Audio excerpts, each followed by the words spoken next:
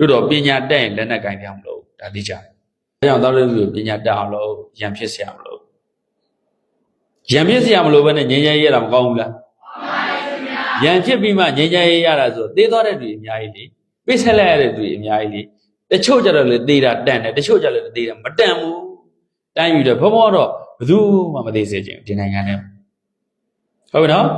အေးဒါကြောင့်နိုင်ငံချစ်စိတ်ဆိုအဲ့ဒါပြောဘယ်သူမှထိခိုက်စရာမလိုဘူးနဲ့တိုင်းပြည်ကိုအောင်မြင်အောင်ဖြစ်ထွန်းအောင်တို့ရလုပ်နိုင်အကောင်းဆုံးပဲအဲ့ဒါလို့ပြောရင်ဘုံဘုံကိုပြောကြအောင်ပဲရှင်ပြနိုင်ငံရေးထားလို့ပါလားရှင်ပြသမ္မတလုပ်ပါလားဘုံဘုံသမ္မတလုပ်ဖို့လည်းရည်ရွယ်ချက်မရှိဘူးနိုင်ငံရေးလုပ်ဖို့လည်းရည်ရွယ်ချက်မရှိဘူးဒါပေမဲ့ဘုံကနိုင်ငံအရေးကိုလုပ်နေတာဘုန်းကြီးတွေအတွက်လည်းလုပ်တယ်သာနာအတွက်လည်းလုပ်တယ်နိုင်ငံအတွက်လည်းလုပ်တယ်လူမျိုးအတွက်လည်းလုပ်တယ်ပညာရေးအတွက်လည်းလုပ်တယ်နိုင်ငံအရေးဆိုတာ politics လို့ခေါ်တဲ့နိုင်ငံရေးတဲ့အထက်မှာရှိနိုင်ငံရေးဆိုတာအများစုဟာပါတီကိုပို့ပြုတယ်နိုင်ငံရေးဆိုတာတနိုင်ငံလုံးကိုပူစားပြီးတော့တာရေးနာရေးအကုန်ပါ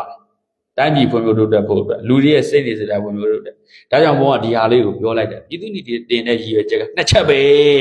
တစ်ခုကဘာတော့ဇာတိတလို့ခေါ်တော့စိတ်နေစိတ်ဓာတ်ကောင်းဖို့နောက်နံပါတ်2ကအဲ့နှစ်ခုကောင်းပေါင်းပြီးတော့တစ်ခုတည်းပြောလိုက်တော့နိုင်ငံသားကောင်းတစ်ယောက်ဖြစ်ဖို့ good citizen ဒါကြောင့်